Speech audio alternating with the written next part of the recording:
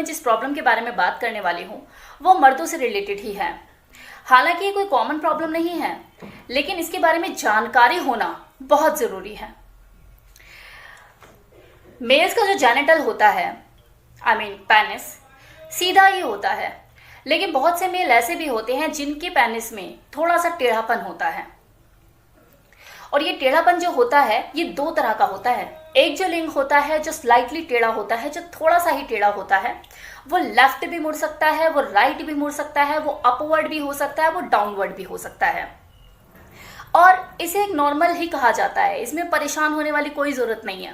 ये एकदम नॉर्मल सी कंडीशन होती है, क्योंकि कोई भी जो पेनिस होता है वो कम्प्लीटली सीधा होता ही नहीं है, हल्का बहुत टेढ़ापन उसके अंदर आता ही है। तो अगर ऐसे में अगर कोई पेनिस, किसी का लिंग हल्का सा स्लाइटली टेढ़ा है भी, तो वो फीमेल के लिए कहीं ना कहीं मज़ा ही देता है।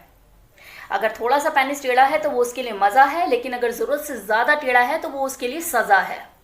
लेकिन हाँ, ऐसा भी नहीं है कि अगर हल्का सा टेढ़ा है और उसके अंदर अगर चला गया तो उसे कुछ ऐसा लग रहा है कि कुछ विशेष चला गया और वो बोले जा रही है ओ माई गॉड, ओ माई गॉड।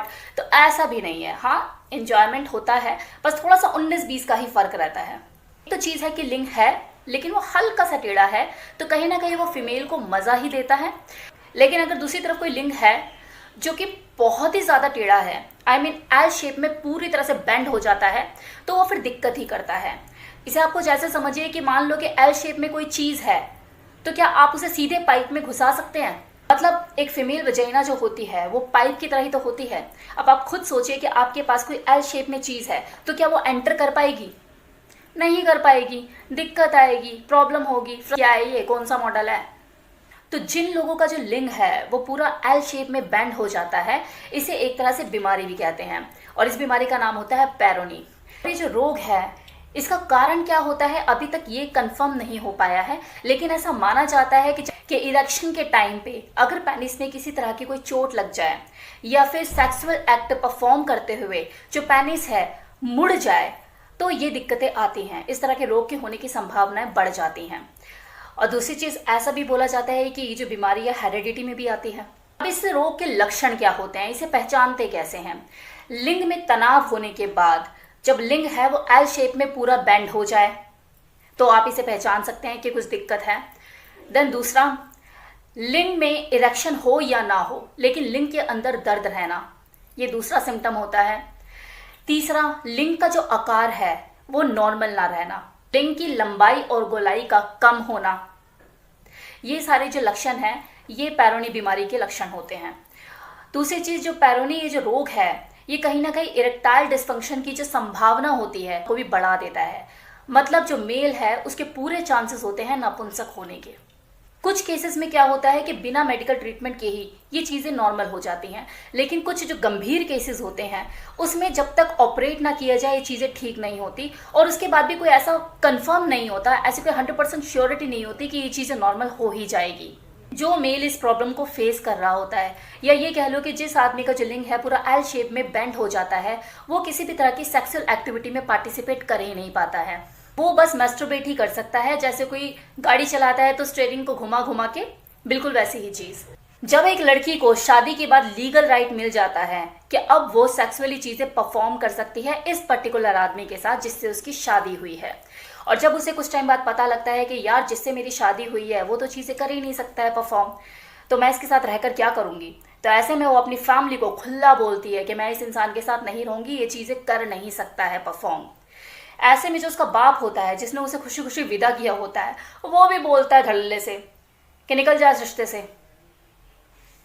तो अब यहाँ पर ये चीज़ समझने की है कि इस सिचुएशन में जो हमारा इंडिया है मुखर हो जाता है, आउटस्पोकन हो जाता है, वरना सेक्स के ऊपर बात करते हुए सबकी फटती है, सेक्स को गंदा समझा जाता है। इसी लड़की को अगर टेढ़ा लिंग वाला मिल जाए तो वही बगावत कर देती है कि मुझे इस इंसान के साथ नहीं रहना, ये चीज़ें कर नहीं सकता, परफॉर्म नहीं कर सकता। उस वक्त दिमाग में क्या चल रहा होता है? शादी की है मैंने, सेक्स करना है मुझे, और ये कर नहीं सकता। उस वक्त शराफत की ज़िंदगी किसी को नहीं अच्छी लग रही होती, सब ओपन हो जाते हैं, फैमिली से लेके लड़की तक। तो मतलब क्या है कि हमारा जो समाज है वो अपने हिसाब से रूल बनाता है अपने कंफर्ट को देखते हुए, और अपने हिसाब से रूल तोड़ता भी है अपने कंफर्ट को देखते हुए कि नहीं अब तो बात करनी पड़ेगी सेक्स के ऊपर, लड़का ऐसा मिल गया। इसी तरह कई बार क्या होता है, किसी हेल्थी फिट आदमी के पेनिस में भी फ्रैक्चर आ जाता है। हालांकि पेनिस में कोई हड्डी नहीं होती, लेकिन क्या होता है कि उसमें वॉल्व होते हैं, अगर वो किसी कारणवश फट जाए तो पेनिस में फ्रैक्चर आ जाता है। और ये जो फ्रैक्चर होता है ये परमानेंट होता है। एक आदमी को जिंदगी भर के लिए नापुंसक बना देता है। इस तरह की सिचुएशन में भी जो लिंग है उसके अंदर टेढ़ापन आ जाता है। अब कुछ लोगों का ये भ्रम होता है कि मैस्टरबेट ज़्यादा करने से उनका जो लिंग है वो टेढ़ा हो गया है। अब आप एक बात बताइए कि जब आप किसी फीमेल के साथ इंटीमेट होते हैं या फिर आप इंटरकोर्स करते हैं तो क्या आपका लिंग टेढ़ा हो जाता है?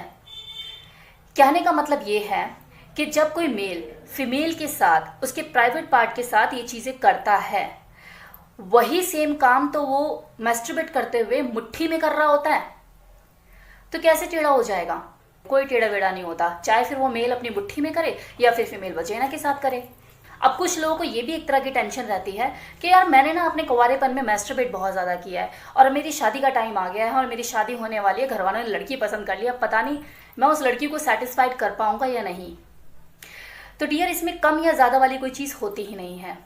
आप चाहे मैस्टरबेट करो या फिर इंटरकोर्स, व्याकरण तो एक ही है, ग्रामर तो एक ही है, तो क्यों नहीं कर पाओगे सेटिस्फाइड? बिल्कुल कर पाओगे। ओवर थिंकिंग इंसान को नापुंसक बनाती है। अगर आप ओवर थिंकिंग करते हो किसी चीज़ को लेके तो आप फिजिकली नापुंसक हो या ना हो, लेकिन दिमाग से ज़रूर नापुंसक हो जाते हो।